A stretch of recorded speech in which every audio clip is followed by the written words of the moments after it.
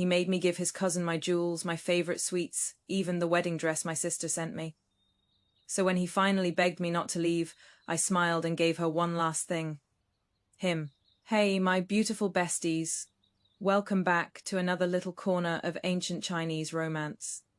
Today we have an arranged engagement, a very attentive cousin, one fiancé who seems to think being generous means giving away someone else's belongings, and a heroine who is beginning to notice a pattern. There is romance here, but the real heart of this story is learning the difference between being loved and simply being expected to yield. Pour your tea, get comfortable, and let begin. The first time Zhu Yanji asked me to give the ruby hairpin I meant to wear at my wedding to his cousin, it never occurred to me that one day I might give him away too. That day, Shuyu Pavilion had just finished the hairpin I had commissioned. A ruby rested among curling branches of fine gold wire, and when the sunlight caught it, it seemed to hold a small flame. I had barely taken it into my hands when Lu Yunru, who was following behind Gu Yanji, gave a soft little gasp. Cousin, I grew up in the provinces. I have never seen a hairpin so beautiful. She lowered her eyes as she spoke, though her fingers were still clutching Gu Yanzi's sleeve. He glanced at her, then turned to persuade me. Zhoning, Yunru is staying with the Gu family and has hardly any decent jewelry of her own. Your jewel case is full of fine things. Let her have this one. I will find you something better later. I looked at him for a moment and suddenly found his words rather amusing. Very well. Lu Yunru's eyes lit up at once. I handed her the brocade box, but did not let go. The hairpin costs 100 taels. I have only paid a 10-tael deposit. Since young Master Gu has so generously decided his cousin should have it, I trust young Master Gu will settle the remaining 90. The smile on Gu Yanji's face froze. Lu Yunru faltered too. In a small voice, she said, Sister Zhoning, I only said it was pretty. If this puts cousin in an awkward position, then I do not want it. Her mouth said she did not want it. Her hand, however, remained firmly on the edge of the box. I smiled. Why would it trouble him? Young Master Gu sounded so magnanimous just now that I assumed 90 taels were no more than a few loose coins to him. The two shop assistants kept their heads bowed, but their shoulders were trembling. Gu Yanji cared for appearances above all else. With so many people watching, he could hardly take back his words. His face darkened as he told his attendant to charge the silver to the Gu Yu household. At last, Lu Yunru hugged the brocade box to her chest. She left glowing with delight. Gu Yanji did not speak a single word to me the entire way home. I did not care. The Shen and Gu families had been close for years. My father, Shen Chongli, and Gu Yanji's father had entered official service in the same year. After decades of friendship, our families exchanged betrothal papers and arranged my marriage to Gu Yanji. To be fair, he had treated me well once. He remembered which shop made the milk pastries I liked. When a bookseller received a new edition, he would have a copy put aside for me. We had known each other for years. I had thought that even if ours was not a grand, blazing romance, such familiarity might at least promise a peaceful marriage. Me mother, Lady Pei, never agreed. If a man truly keeps you in his heart, she once told me, he will not keep using your possessions to buy favor with other people. At the time, I still defended Gu Yanzi. It was only a hairpin. Perhaps he simply feels sorry for his cousin, living under another family's roof. Mother set her teacup down with a sharp click. Today it is a hairpin. Tomorrow it will be something else. If you yield every time, sooner or later, he will decide that yielding is simply what you are meant to do. I did not answer, but I remembered her words. I did not expect them to prove true so quickly. A few days later, Gu Yanji brought Lu Yunru to my home. There happened to be a plate of osmanthus cakes on the table. Chinghe had waited half an hour in line to buy them for me. Lu Yunru glanced at the cakes and murmured, "They smell wonderful. Back home, even during festivals, I rarely tasted pastries this delicate." Gu Yanji did not hesitate. "Zhoning, it is only a plate of cakes. Let Yunru have them." This time I did not get angry. I picked up the entire plate and thrust it into Lu Yunru's arms. Her face brightened in delight. Then I turned to Chinghe. "See our guests out." Gu Yanji stared at me. Joning, what is the meaning of this? Did you not come all this way for the osmanthus cakes? I asked with perfect courtesy. Now that you have them. Surely it is time to go home. His face darkened at once. Yunru is a guest. How can you treat her this way? Young Master Gu jests. I leaned back in my chair. She is a guest of the Gu family, not the Shen family. If you are so concerned for her comfort, take her home and entertain her properly. Lu Yunru's eyes reddened. Gu Yanji immediately frowned. Joning, you were not like this before. That puzzled me too. What had I been like before? Perhaps because I believed I would marry him sooner or later. I had swallowed whatever I could swallow, and overlooked whatever I could overlook, but the wedding had not even taken place, and already he had begun deciding which of my things should be given away, and which desires of mine should make way for someone else. If we truly became husband and wife, how much more would he decide for me? For the first time, a thought formed with perfect clarity. Perhaps this marriage was not nearly as good as I had imagined. What finally opened my eyes was the set of cloud brocade robes my elder sister sent home from the palace.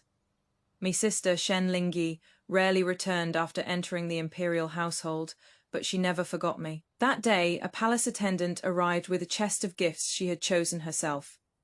There were Eastern pearls, jade bracelets, a box of incense, and a newly tailored robe of flowing cloud brocade. I had only just unfolded it when Liu Yunru stared at it, transfixed.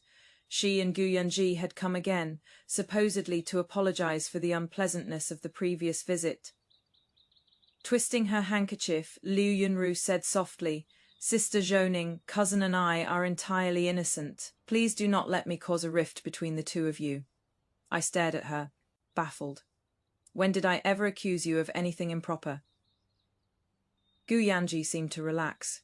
His gaze softened. "I knew you were not one of those petty, jealous women." He said it as if it were only natural. And suddenly, I understood. It was not that he failed to realize Liu Yunru's constant presence at his side made me uncomfortable. He had simply decided that if I felt uncomfortable, then I was the one being ungenerous.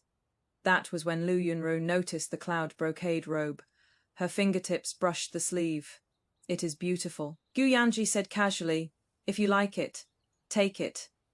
Zhoning has no shortage of clothes." The room went silent.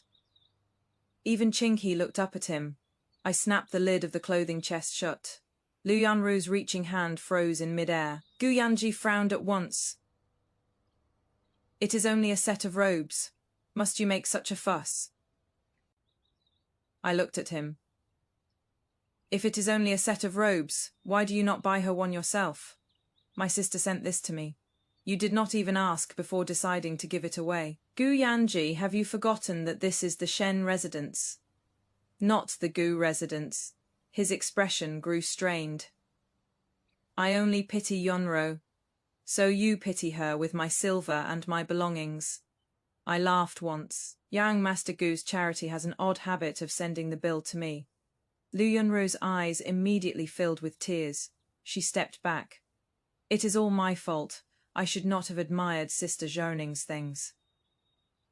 I turned to her. "There is nothing wrong with liking something." She blinked. "If you like it, earn the silver yourself and buy it yourself. What looks ugly is coveting another woman's possessions while standing there waiting for someone else to demand them on your behalf." Gu Yanzi finally lost his temper. "Shen Zhoning," I rose as well. "You need not shout my name, I can hear perfectly well. And another thing, my person and my possessions are not yours to arrange. If you are so determined to care for your cousin, the Gu residence is that way. Take her home and give her whatever you please." Mother chose that moment to enter. She had apparently been listening at the door for some time, and there was actually a trace of satisfaction on her face. "Qinghe, see young Master Gu and Miss Liu out." Gu Yanji's face went livid. "Auntie, this is a matter between Zhoning and me." Mother smiled even more politely than I had. "Her surname is Shen. Until she marries, she remains a daughter of this household. You have not even taken her as your wife, yet you already come into my home ordering her to give this away and yield that." When the wedding is done, will you start dividing up her dowry as well? Gu Yanji had no answer. After they left, Mother closed the door and turned to stare at me. Have you finally understood? I nodded. I do not want this marriage anymore. Mother slapped the table. You should have said so ages ago. Her delight lasted less than half a breath before her face fell again. Your father will be the trouble. I knew that, of course. What father valued most was not Gu Yanji. It was his own reputation. Over the years, father's official career had steadily risen while Lord Gu's had stalled. If father broke the engagement now, he feared people would accuse him of despising a poorer family once he had climbed higher himself. What he truly could not bear to lose was his fine reputation as a man who honored old friendships and kept his word. Whether I would be happy after marrying into the Gu family was, in his eyes, something that could surely be worked out with time. I was quiet for a moment. Then we need not break the engagement yet. Mother raised a brow. What are you thinking? If Gu Yanji is merely looking after a cousin, father can invent 100 excuses for him. But what if Gu Yanji ruins the matter with his own hands? Mother looked at me, then smiled. My daughter has finally grown a little sense. I smiled too. I did not want to turn the capital upside down with scandal. But neither was I willing to be branded jealous or accused of abandoning a poorer household, only to be forced into marriage with a man who had already begun trampling over my boundaries. Gu Yanji loved asking me to yield, did he not? Very well. Let us see how far he would ask me to go. After Mother threw him out, Gu Yanji did indeed keep quiet for several days. I did not. I told Chinky to make note of the gossip outside concerning the GU cousins. No embellishment, no paid whisperers, no stirring the pot. Just listen. The capital had no shortage of eyes. Gu Yanji took Lu Yunro to the lantern market. He waited for her outside the academy at banquets. He placed food in her bowl. None of these things alone had drawn much notice before, but repeat the same scene often enough, and people naturally began to wonder. All I needed was to make certain that if the engagement ended, the only story left in the streets would not be that the Shen family had cast aside the Jiu family for being beneath us. Meanwhile, Mother busied herself looking at possible new matches for me. By the time she had named 3 men, my head was already aching. Mother, I am still betrothed. Exactly why we should look early, she replied with perfect conviction.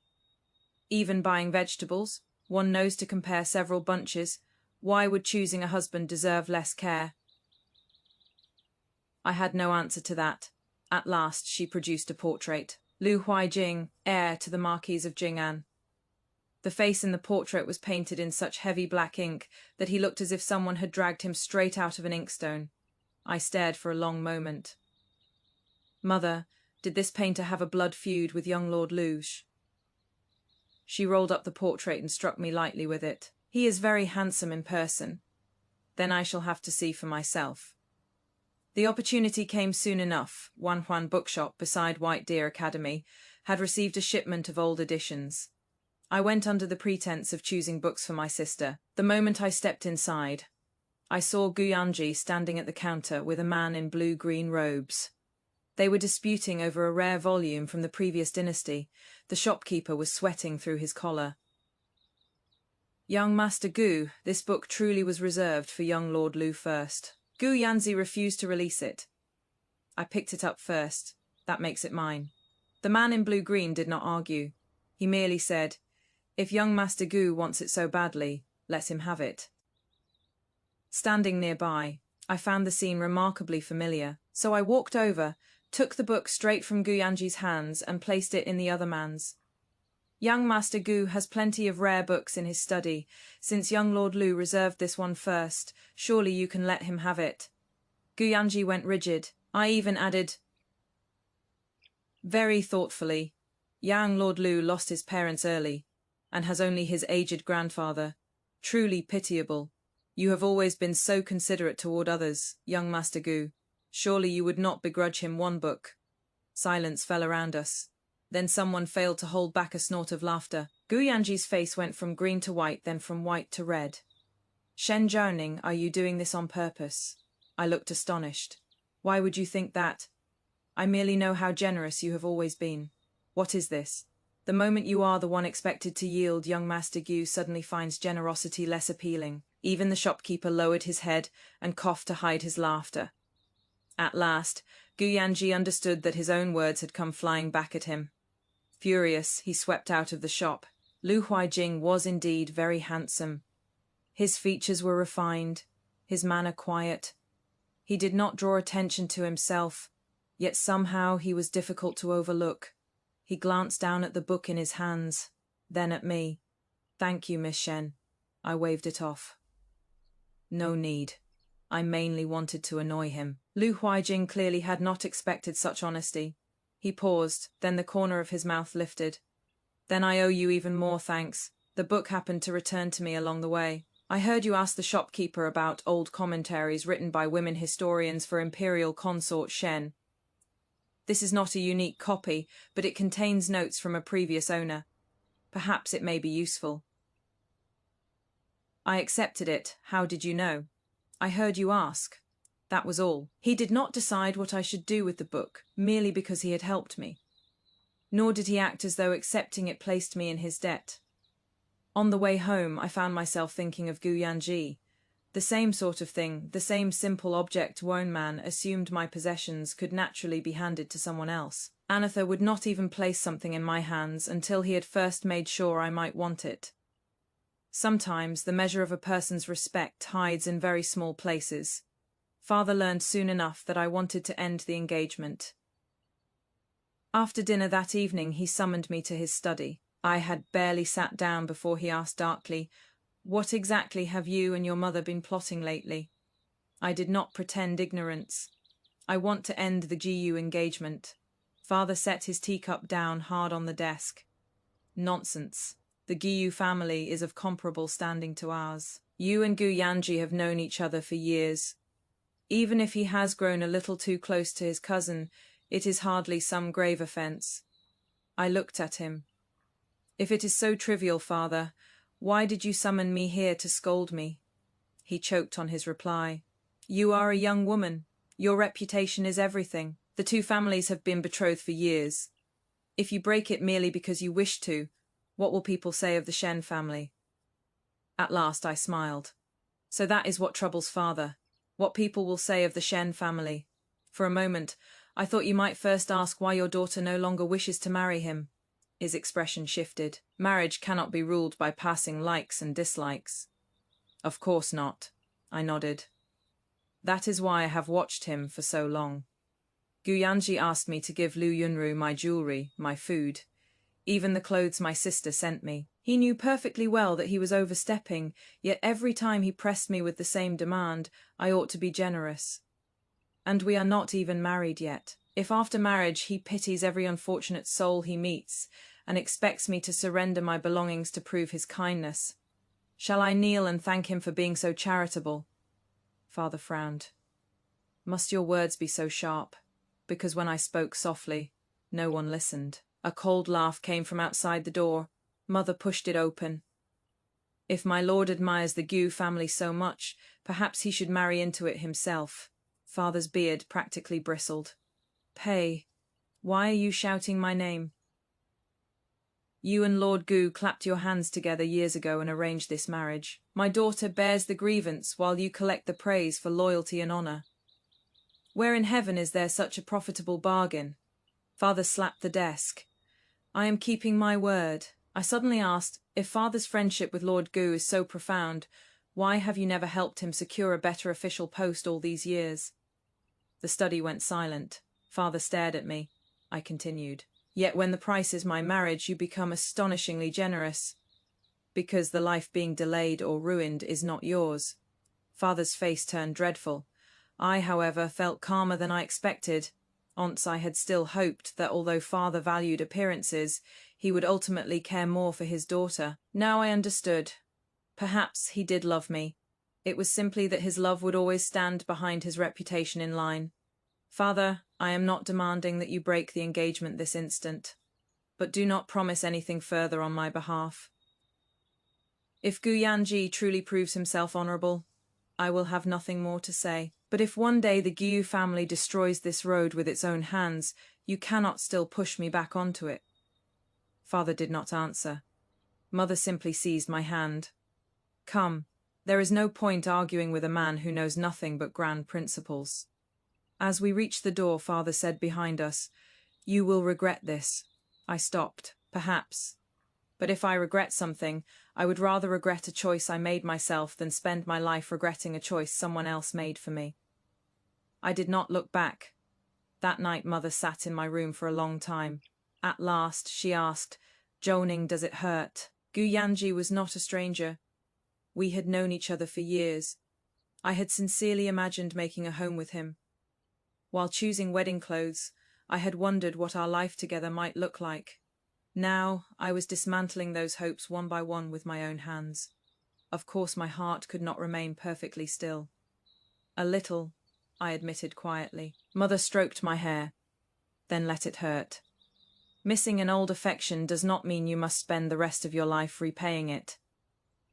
My nose suddenly stung. The next morning the crabapple blossoms in the courtyard had opened. I stood beneath the covered walk and watched them for a long time. Life had not stopped simply because a marriage was coming undone. Flowers still opened, meals still had to be eaten. Ching-hee could still spend half a day furious because the kitchen had given her one chicken leg fewer than she expected. All at once, the future no longer seemed so frightening. What finally drove the engagement to its end was Princess Jining's spring poetry gathering. I had not wanted to attend. Mother shoved the invitation into my hands. "Go if you sit at home thinking about that wretched Gu affair every day. You will grow old before your time." So I went. The garden was thick with blooming apricot trees, and many scholars from White Deer Academy had been invited as well. I spotted Lu Huijing beneath a covered gallery, speaking with someone. I had intended to greet him, but Gu Yanji intercepted me first. He had clearly grown thinner over the past few weeks. "Jianing, we need to talk." "Then talk." My calmness seemed to catch him off guard. After a pause, he said, "I was thoughtless before. Yunru had only just come to the capital. I kept thinking how alone she was, so I looked after her more than I should have. But my engagement to you has never wavered." I looked at him. "So as long as you still planned to marry me in the end, you thought it did not matter how much you made me swallow along the way?" "That is not what I meant." "Then what did you mean?" Gu Yanzi fell silent for a moment. "I only thought you would understand me." That finally made me laugh. So that was it.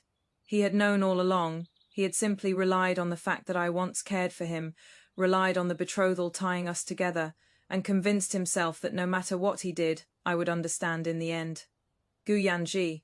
Understanding someone does not mean having no limits. He opened his mouth to answer, but a sharp crash of porcelain came from behind him. Lu Yunru stood a short distance away, her face pale. She had clearly heard quite a bit. Gu Yanji frowned. "Why are you here?" Her eyes instantly filled with tears. "Did you not say you would admire the flowers with me today, cousin?" People nearby had already begun turning their heads. Gu Yanji lowered his voice. "This is Princess Jianing's poetry gathering. Go home first." "Why must I go?" Lu Yunro suddenly raised her voice. "You said before that you would never cast me aside." Gu Yanji's expression changed. Yunru, she seemed to realize she had said too much and hurriedly stepped back. Unfortunately, the shallow lotus pond lay directly behind her. Her foot slipped on the wet stone rim and she pitched backward. Gu Yanji instinctively reached out to catch her.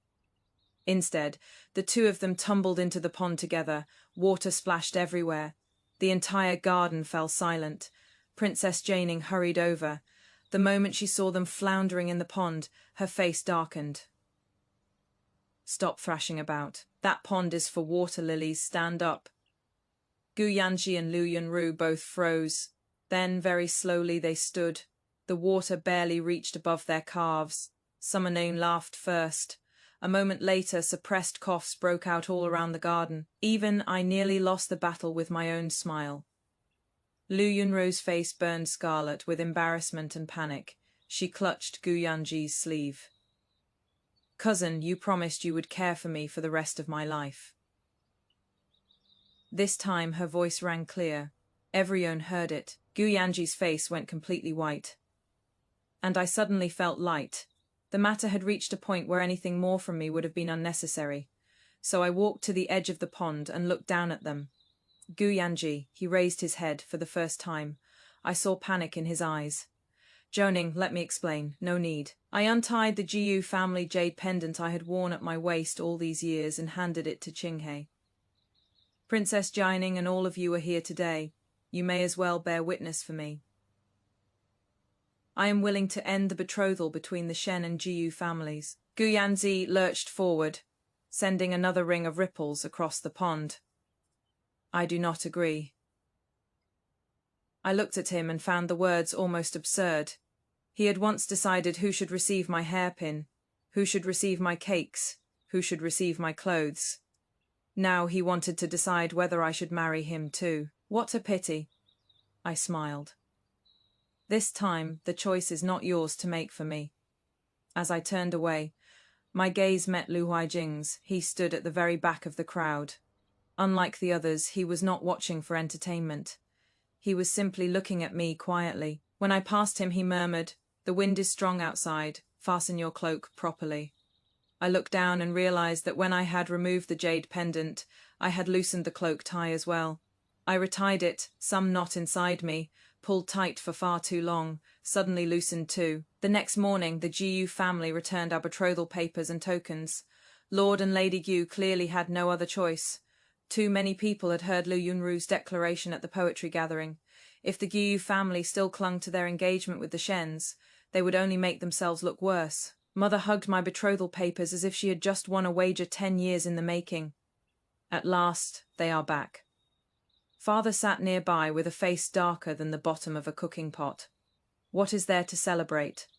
A young woman who has broken an engagement will not find it so easy to secure another fine match. Mother wheeled on him at once. Be quiet. I was not angry. Do not worry, Father. Even if no one in the world will marry me after this, I will never crawl back to the Jiyu family. He snorted. You speak boldly now. Time will teach you. After the Gu servants left, I returned to my courtyard. Qinghe had already gathered everything Gu Yanji had given me over the years. A jade brush washer, 2 old books, a round silk fan, several letters yellowed with age. I sat at the table for a long time without moving. Qinghe asked carefully, "My lady, shall we throw them all away?" I picked up one of the letters. The handwriting on it was painfully familiar. For a moment, many old memories returned. Not every memory had been bad. That was what made the ending sadder. If Gu Yanji had always been a complete scoundrel, I would not have grieved at all. But he had once been good to me. Only later had he begun treating my concessions as his due, and my affection as a well that could never run dry. In the end, I set the letter down again. Return the valuable things to the Gu family. Keep the books. A book is only a book. As for the rest, pack them away. I simply do not want them sitting where I can see them. Qinghe blinked. You do not want to burn the letters. Why would I? She made me laugh. The paper has done nothing to offend me. Once everything was dealt with, Mother and I spent several days at our estate outside the capital. We were not hiding from scandal, nor was I nursing a broken heart. I simply wanted some distance from all the gossip in the city. The estate happened to be repairing its irrigation channels, and the stewards were rushing about from dawn to dusk. I joined them, checking accounts, inspecting the granaries, and arranging workers. Mother sat beneath a tree watching for half a day, then complained that I would darken in the sun and dragged me back under the covered veranda for tea. You broke one engagement and suddenly sprouted 10 extra pairs of hands. I have nothing else to do. Who says you have nothing to do? Mother replied solemnly. You have meals to eat, flowers to admire, afternoon naps to take. You are extremely busy. I laughed so hard I collapsed over the table. Those days were unexpectedly peaceful. No one asked me about Gu Yanji. No one asked whether I regretted anything. I helped the estate reorganize the orchard accounts and had the broken stone table beneath the old apricot tree repaired. At dusk, Mother sat there peeling green plums while I complained that they were too sour. Suddenly she said, "Jianing, look, life is still rather pleasant without Gu Yanji in it." I looked toward the sunset lying over the distant fields and nodded. I had once believed that because my marriage had been decided, the shape of my whole life had been decided with it. Now I understood that once the betrothal was gone, the road ahead had actually become much wider. Gu-Yanji, however, clearly did not feel the same. On the third day after we returned to the capital, he came to our gate for the first time. The doorkeeper refused him entry.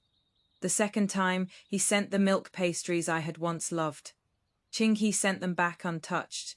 The third time, he had someone deliver an old book I had searched for years.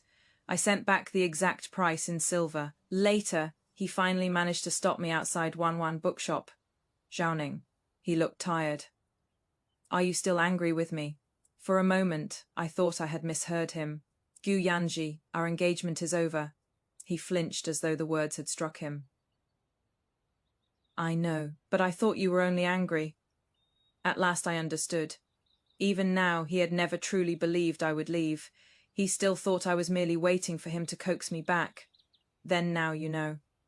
I stepped around him, his hand caught at his own sleeve, as if he had physically stopped himself from reaching out to block my path. Zhoning, I will deal with Yunro. I can send her away from the capital. I can arrange another marriage for her. My steps paused, not because my heart had softened. Because suddenly, the whole thing seemed ridiculous. Before, for Liu Yunro's sake, he had expected me to yield again and again. Now that he had lost me, he was prepared to make Liu Yunru yield instead. From beginning to end, he had never learned to respect either of us. He was simply forever weighing which person was more worth keeping. Guyanji's regret came sooner than I expected. Only after the engagement ended did he discover that many things he had always taken for granted had never appeared by magic.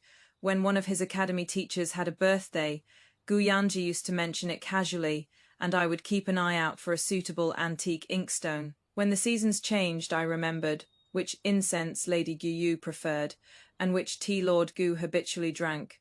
If Guyanji needed some obscure commentary for a literary gathering, I would ask my sister's people to help find it. I had never thought of any of these as sacrifices, but once they all stopped, Guyanji suddenly seemed to notice every small empty place they left behind. Liu Yunru became an even greater difficulty.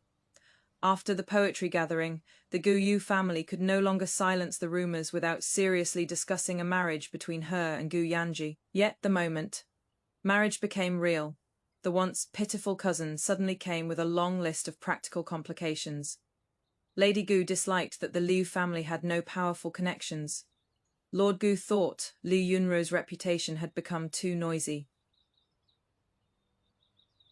Guyanji himself fell silent. Liu Yunru naturally refused to accept it. She cornered him and demanded, "Cousin, you used to say you would care for me. Now that Shen Zhoning no longer wants you, you refuse to marry me." Those words quickly spread outside the Jiyu residence. Ching-He told me while Mother and I were tasting a new batch of preserved green plums. Mother bit into one and her whole face puckered from the sourness. Serves him right. I pushed the honey jar toward her. One less plum, one less curse. Absolutely not. Mother took another plum. Chances this good to curse someone do not come often. I laughed until I could hardly breathe. But Guyanji soon came looking for me again. This time, it was by Springwater Bridge. I had just left a bookshop, and Lu Huaijing had walked me as far as the bridge. We had met several times during those weeks. Sometimes in bookshops, sometimes because Mother happened to visit the old Marchioness of Jingen and our paths crossed.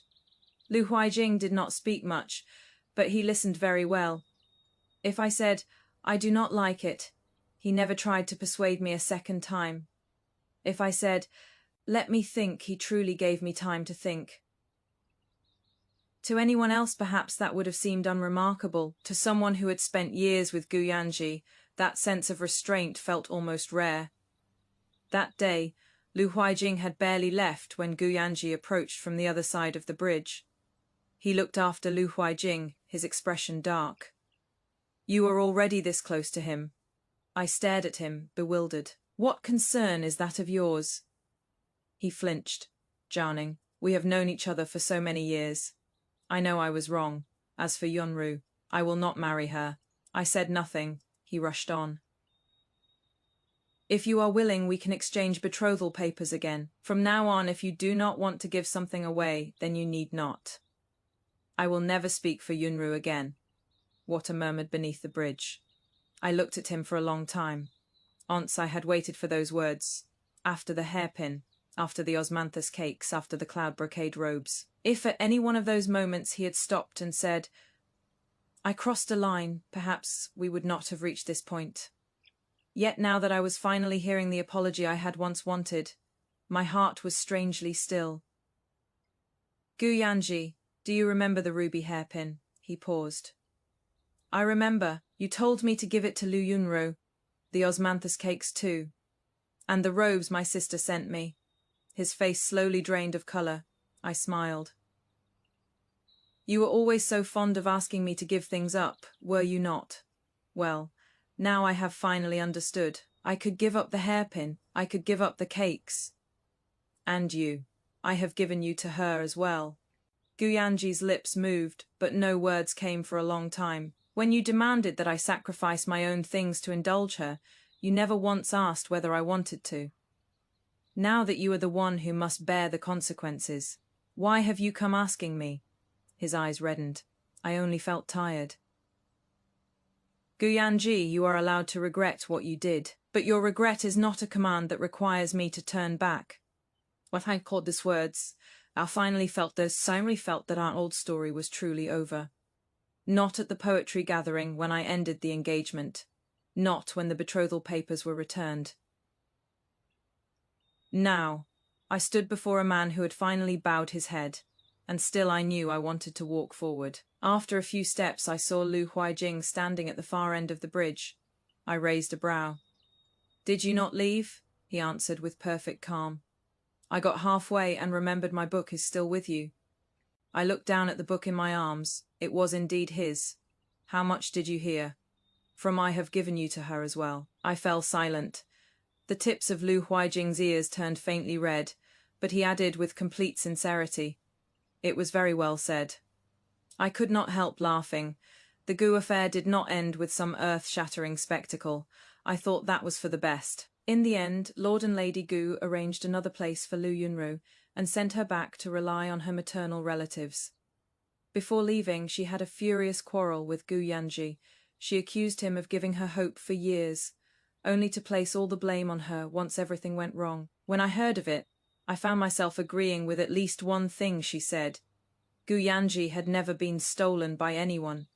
He had simply enjoyed being depended upon by one woman while another waited for him. And in the end, he lost them both. White Deer Academy did not expel him over one private scandal. His teacher merely gave a recommendation that had once been intended for Gu Yanji to someone else. The reason was simple. There were many men with good scholarship. A man of steady character was a safer person to entrust with opportunity. Gu Yanji could still study. He could still sit the examinations. He could still live his life. Only the things he had once been certain belonged to him no longer did. That was enough. As for father, the expression on his face the day the Marquis of Jing'an personally came to our residence was so marvellous that I ate half a bowl more rice than usual. The old Marquis was vigorous despite his age. The moment he entered, he went straight to the point. "This old man has come to ask for second Miss Shen's hand on behalf of my grandson." Father nearly spilled his tea. He probably still remembered saying not long ago that after breaking the GU engagement, I might never find another good match. So he blurted instinctively, "My lord, there is another daughter in the family who..." Mother stepped squarely on his foot. Father's face twitched, and the rest of the sentence died in his throat. The Marquis of Jing'an acted as though he had seen nothing. Huijing asks for Shen Zhouning. Another woman may be admirable, but she is not the one he wants. Standing behind the screen, I heard Mother give the faintest satisfied hum. It contained an entire season's worth of triumph fiat, when the old Marquis truly began discussing a formal proposal and an auspicious date. I did not immediately agree. Mother did not press me. Neither did Lu Huijing that evening. Before he left with his grandfather, I walked him through the garden. Most of the apricot blossoms had already fallen. At last I asked, "Are you not going to ask whether I am willing?" Lu Huijing stopped. If you are willing naturally, I will be glad. And if I am not, then you are not. He said it so calmly that I was the one left staring. Your grandfather has already come to ask for my hand. Grandfather came because I like you. Whether you accept is your affair. He seemed to think that sounded too blunt, because after a moment he added, I can wait. I looked at him and suddenly thought of Gu Yanji. Gu Yanji had always said, you should be generous, you should understand, you should yield. Lu Huaijing always seemed to say, you may think, you may refuse, take your time. So that was what a comfortable bond felt like, not shrinking yourself until you fit neatly inside another person's expectations, simply standing as you are and having the other person acknowledge where your boundaries lie. I deliberately asked, then what exactly do you like about me? Lu Huaijing was silent for a very long time. His ears slowly turned red. The first time, in the bookshop, I thought Miss Shen was very reasonable. I nearly burst out laughing. I was deliberately tormenting Gu Yanji. I learned that later, and the second time, the poetry gathering. My eyelid twitched. He answered with brutal honesty. You looked beautiful when you stood beside the pond and ended your engagement. What else? Lu Huaijing glanced at me, then quickly looked away. You look beautiful when you laugh. It is entertaining when you quarrel with your mother. You were very serious when you checked the estate accounts. And you dislike people making decisions for you. So I do not want to make them for you either. By the time he finished, his voice had become steady again. Zhouning, I did not come to you simply because your engagement with the Gu family ended. I only happened to meet you at the moment when you were finally free to choose for yourself, and I hoped you might choose to look at me too. The evening breeze moved through the covered gallery. Me nose suddenly tickled, as though the fragrance of the fallen apricot blossoms still lingered in the air. Then I will look. Lu Huaijing froze. I walked 2 steps ahead, then turned and smiled at him. For 6 months. If I still like what I see, then we can discuss marriage. His eyes brightened little by little. Good. 1 word. No pressure. No questions, no attempt to bargain for more. Later, when father learned that I had not accepted on the spot, he predictably muttered his complaints. Mother drove him straight out to the front courtyard. My daughter only just won her own life back. If you dare decide anything for her again, I will dismiss you along with the next suitor. Father was so furious that he did not speak for half a day. Qinghe and I laughed outside the door until we could barely stand upright. 6 months later, the household of the Marquis of Jing'an came to our door again. This time, I accepted the betrothal papers with my own hands. Not because the Lu family stood higher than the Gu family. Not because I wanted to prove that, after leaving Gu Yanji, I could marry someone better. I accepted because, over those 6 months, Lu Huaijing had kept every promise he made. He never gave away my things without asking. He never used generosity to force me to swallow what made me uncomfortable. And he never assumed that, because I cared for him, I was bound to remain forever in the same place waiting. On the eve of my wedding, Mother was rummaging through my jewel case when she suddenly asked, "Where is that ruby hairpin of yours?" I paused, then remembered. I gave it away long ago. A pity. That was such a fine ruby. I smiled. It was not a pity. That hairpin bought me something far more valuable sometimes. Giving up a possession lets you see a person clearly. Sometimes giving up a person is what shows you how much farther you can go. The following spring, the apricot blossoms opened in the courtyard again. Lu Huaijing stood beneath the tree and caught a fallen branch of blossoms before it hit the ground. He asked if I wanted it. I said no, so he set it casually on the stone table without asking, "Why would you refuse something so beautiful?" I suddenly laughed. He looked puzzled. "What is it?" I shook my head. Nothing. I had simply realized that the flowers would bloom next spring, and the spring after that too. My life stretched far ahead of me. I had never needed to remain trapped inside an old engagement. Once everyone had asked me what I ought to give up. Now at last there was only one question I needed to ask. What do I want? Besties. I adore that the final question is not, who will marry me? It is simply, what do I want? After spending years hearing what she should give away, whom she should understand, and which engagement she should accept, Zhou finally becomes the person making the decision. And that brings us to Elena's cultural corner. Because today we need to talk about betrothal papers and why engagements in historical China could carry far more weight than our modern idea of simply being engaged. Marriage customs changed enormously across dynasties, regions, and social classes. So there was never one timeless Chinese rulebook, but historically, betrothal could be a serious arrangement between families, involving ritual, gifts, negotiations, and obligations that extended beyond the couple themselves. In Song and Yuan China, for example, law actively regulated betrothal and marriage because marriage reshaped kinship relationships as well as rights and responsibilities within families.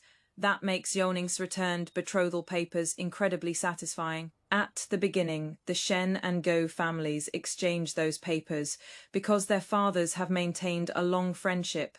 Zhou initially accepts the match partly because it has already been constructed around her as the sensible future everyone expects. Then comes the reversal. After ending that engagement, she does not immediately accept Lu Huijing simply because he is a better match. She gives herself 6 months. Only afterward does she personally accept the new betrothal papers. Think Bridgerton marriage market politics, except the most romantic moment is not the proposal. It is the heroine realizing she is allowed to say, I'll decide. If you want to review today's cultural tea, I've put all the aesthetic notes down in the description box below, and tell me, besties, at what moment would you have returned Gu Yanji's betrothal papers?